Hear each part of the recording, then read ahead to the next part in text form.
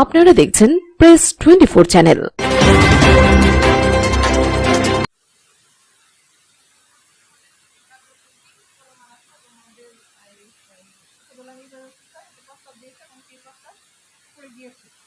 এই বিষয়গুলো ছাড়া আপনার প্রতি আমার কি অনুরোধ থাকবে যে আমাদের এই ময়মনসিংহ বা ময়মনসিংহ বিভাগের যে জেলাগুলো আছে সেই জেলাগুলোর যে উপজেলাগুলোতে আমাদের এই নতুন প্রকল্পের মাধ্যমে স্কুল কারিগরি স্কুল এবং কলেজ প্রতিষ্ঠিত হবে সেই প্রকল্পগুলো যাতে মানে খুব দ্রুত আলোর মুখ দেখে সেই জন্য আমাদের যে ভূমি অধিগ্রহণ কার্যক্রমটা আছে সেটাতে আমাদেরকে দ্রুত করতে হবে।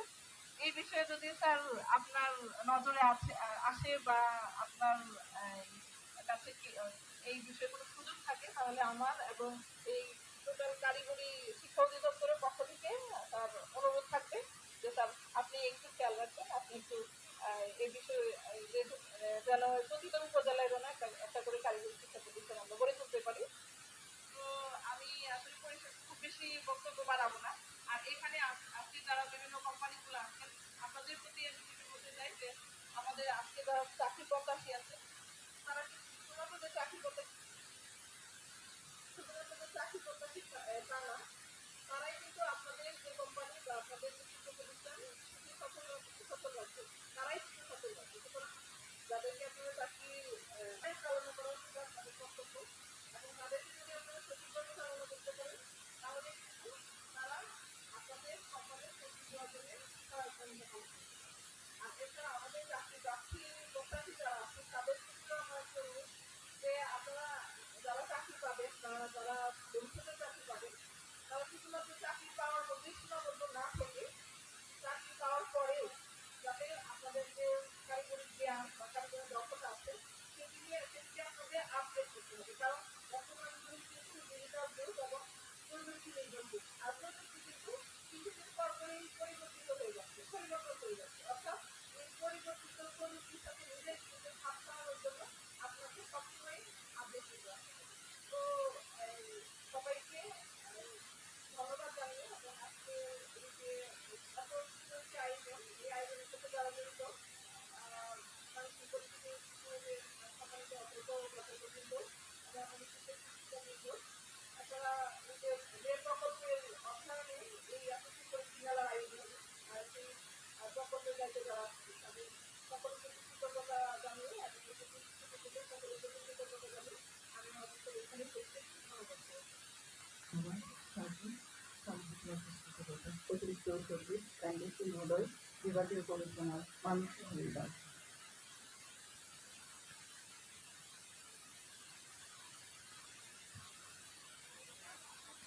ময়মনসিংহ পলিটেকনিক কর্তৃক আয়োজিত কারণের উৎসবের একটি ইভেন্ট হিসাবে চাকরি মেলা 2025 উপলক্ষে আলোচনা সভায় উপস্থিত সমাবেত সভাপতি জনাব কেফায়েতুল্লাহ অধ্যক্ষ ময়মনসিংহ পলিটেকনিক, উপস্থিত সম্মানিত বিশেষ অতিথি পরিচালক কারিগরি শিক্ষা অধিদপ্তর, উপস্থিত বিশেষ অতিথি ডিগ্রি অ্যাসেসমেন্টে, আমার সামনে উপস্থিত সম্মানিত ময়মনসিংহ বিভাগের ময়মনসিংহ পলিটেকনিকের শিক্ষকবৃন্দ, এছাড়া মাদ্রাসা এবং বিভিন্ন শিক্ষা প্রতিষ্ঠানের শিক্ষকবৃন্দ, উপস্থিত বিভিন্ন ইলেকট্রিক ও প্রিন্ট মিডিয়ার সদস্যবৃন্দ, উপস্থিত এই প্রতিষ্ঠানের ছাত্র ছাত্রীবৃন্দ, উপস্থিত অন্যান্য শিক্ষাবৃন্দ, আসসালামু আলাইকুম ও শুভ সকাল।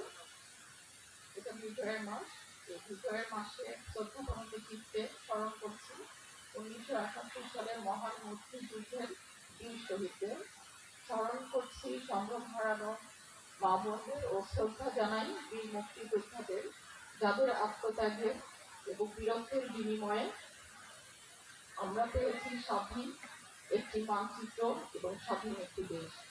স্মরণ করছি 2024 জুলাই আগস্টে ছাত্র জনতা গণ অভ্যুত্থানের বীর ও বীর শহীদদের এবং যে সকল যোদ্ধারা এখনো অসুস্থ আছেন তাদের দ্রুত সুস্থতা কামনা করছি। সম্মানিত সুধী, চাকরি মেলা দেখে আমরা যেটি অসহায় ছিলাম আমাদের সময় সেটা মনে করছেন। আমরা যখন পাশ করে বের হই তখন আমাদের সামনে ছিল একটা মহাসমুদ্র, যে পাশ করেছে এখন আমরা কি করব। তারপরে যুদ্ধ অবতীর্ণ হলাম বিসিএস এর যুদ্ধ। সেই বিসিএস এর যুদ্ধ হচ্ছে প্রথমে প্রিলিমিনারি পরীক্ষা, যেখানে লক্ষ লক্ষ পরীক্ষার্থী আমার মতো পাশ করে বের হয়েছে, যুদ্ধ অবতীর্ণ হয়েছে। তারপর সেই পরীক্ষায় উত্তীর্ণ হওয়ার পর শুরু হয়েছে সাইকোলজিক্যাল টেস্ট। সেটাও আবার অদ্ভুত একটা টেস্ট। সেই টেস্টে পাস ফেল বলে কিছু নাই, কারণ উত্তরগুলো এমন কোনটা রাইট কোনটা রং এটা বোঝাই মুশকিল সাইকোলজিক্যাল টেস্টে। মানে আমি যেটা দিব সেটা রাইটও হতে পারে রংও হতে পারে, মানে ওটার কোনো সঠিক উত্তর আমাদের জানা ছিল না। তারপরেও সেই পরীক্ষায় উত্তীর্ণ হয়ে পরবর্তীতে আসলে হচ্ছে লিখিত পরীক্ষা। এটা নাম্বার ওঠানোই কঠিন, আর সায়েন্সের সাবজেক্টে তারা খুব সহজে নাম্বার তুলে ফেলে। সঙ্গত কারণে তখনও আমাদের মনটা খারাপ হতো যে আমাদের এমন সাবজেক্ট যেখানে আমরা নাম্বার তুলতে মানে খুব কঠিন অবস্থা। তারপর সেটাতে উত্তীর্ণ হয়ে তারপরে জিজ্ঞেস করবে ওই সময়, সেটা আমাদের কারোই জানা ছিল না। এমনও হতে পারে খুব সহজ কোশ্চেন যেটা আমার জানা আছে, আবার এমন সময় হতে পারে যে কোশ্চেনটা আমি জানি না ওইটাই জিজ্ঞেস করছে ভাইবা বলে। তো অনেকগুলো স্টেপ পেরিয়ে প্রায় 2 বছর মতো লাগলো, আমরা অবশেষে একটা চাকরি পেলাম। এখন তোমরা কত ভাগ্যবান, এরকম একটা মেলা হচ্ছে, এই মেলায় অনেকের চাকরি হয়ে যাবে। এটা ওয়ার্ল্ড ইকোনমিক ফোরামের জন্য উনি 2016 সালে উনি একটা টার্ম দিয়েছিলেন আমাদের এই সময়টা, সেটা হচ্ছে 4th ইন্ডাস্ট্রিয়াল রেভলিউশন। এই রেভলিউশনটা হচ্ছে যে রেভলিউশন হচ্ছে ইন্টারনেটের মাধ্যম ব্যবহার করে, প্রযুক্তির মাধ্যম ব্যবহার করে, internet of things, big data, তারপরে প্রযুক্তিগত যে উৎকর্ষ, টাইম টু টাইম একটার সাথে আরেকটার ডেভেলপমেন্ট, এআই জেনারেশন, যেটা এখন বাংলাদেশে আমরা অনেকেই ইউজ করছি বিভিন্নভাবে, সেই উৎকর্ষটাকেই উনি 4th ইন্ডাস্ট্রিয়াল রেভলিউশন নামে নামকরণ করেছেন।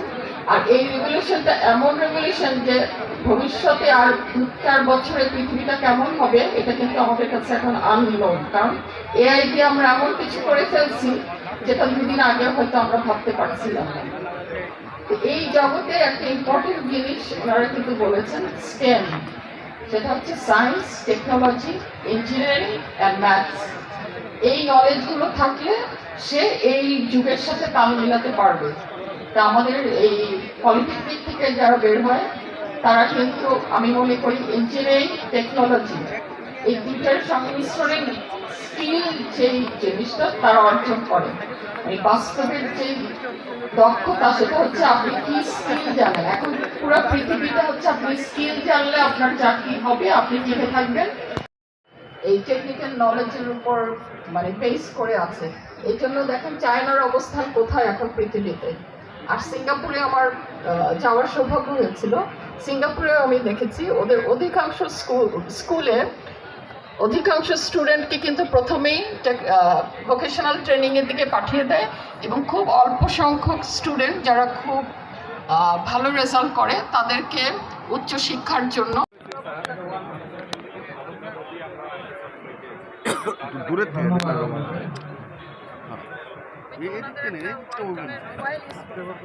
স্মার্টের সময় অন্য মোবাইল অনেক দাম হওয়াতে আমি আমার বাণিজ্য নিয়ে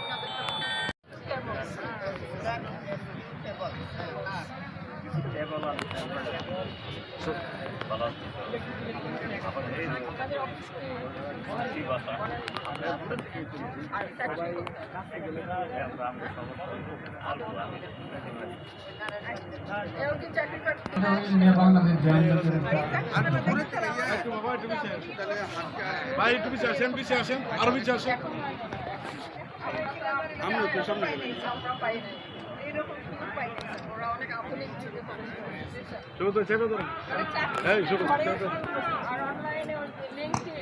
কেমন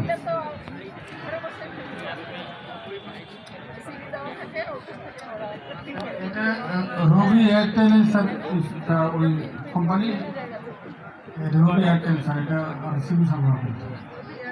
হ্যাঁ, আর প্রতি বছরই কন্ট্রাক্ট নেয়, একটা বলেছেন টেন্ডারের মাধ্যমে।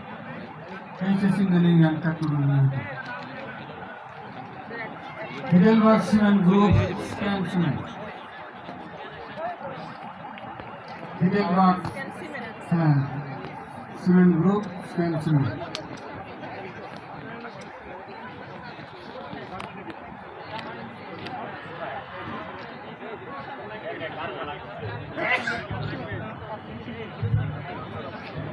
তিনটা প্লান্ট আছে। অফিস কোথায়? আমার বেশি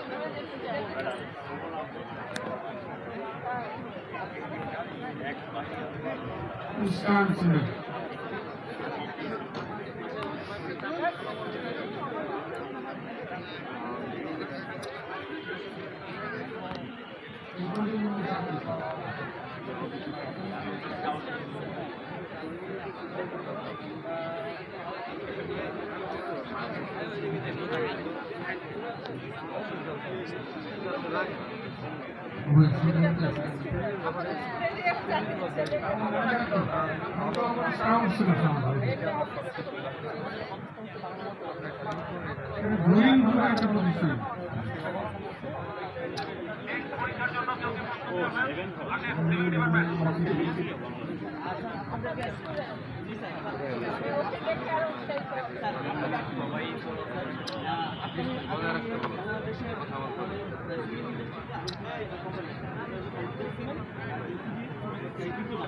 এখানে বিল্ডিং ম্যাটেরিয়ালস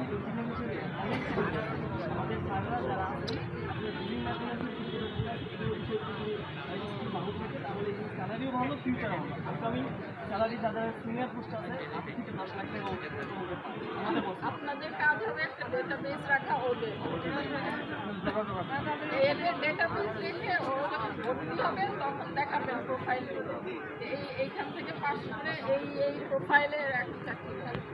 তাহলে কি পরের বছর দেখবেন অনেক, ওই বছর হয়তো ওরা জানবে, পরের বছর ও ভাই ব্রাদার যা অ্যাডভার্টাইজিংটা অ্যাডভার্টাইজিংয়ের মেইন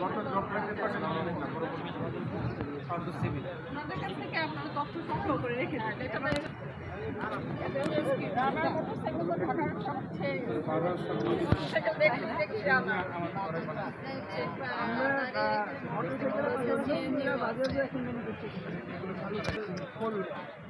আমরা ওইটা বাংলাদেশে করতে এটা হচ্ছে চায়না চায়না।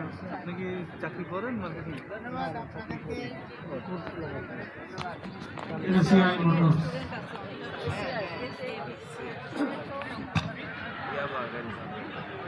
বড় গ্রুপ।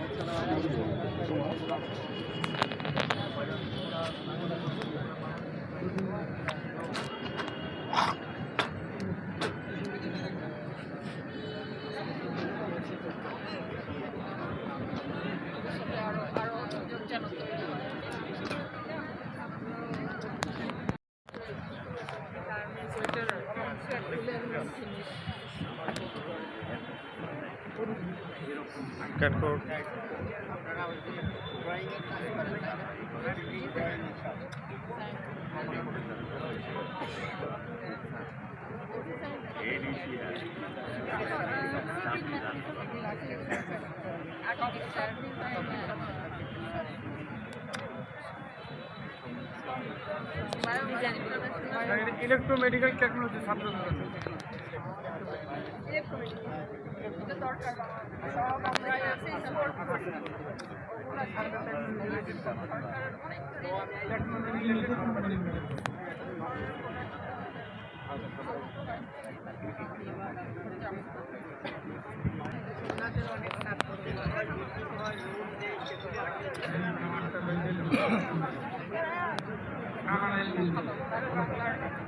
ইঞ্জিনিয়ারের কাজ আছে, খালি বিজনেসের কাজ।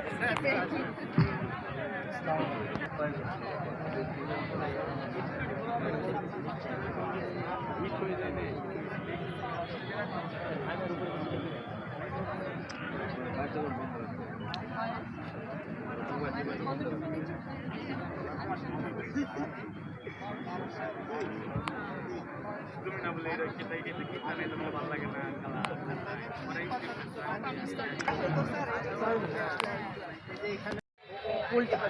এই পাশে হ্যাঁ আমি আছি।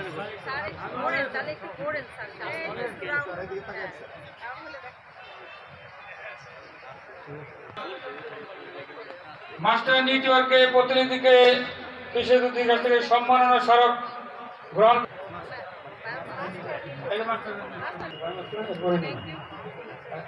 ছয় মাসের পরে প্রস্তুত থাকবে ওয়ালটন।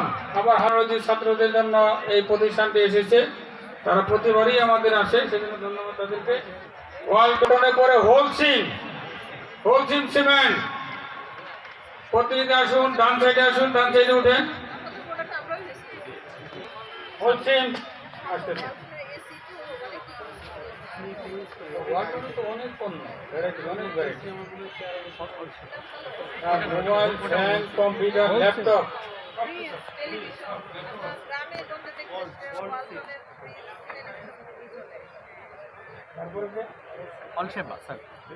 ACI motors, ACI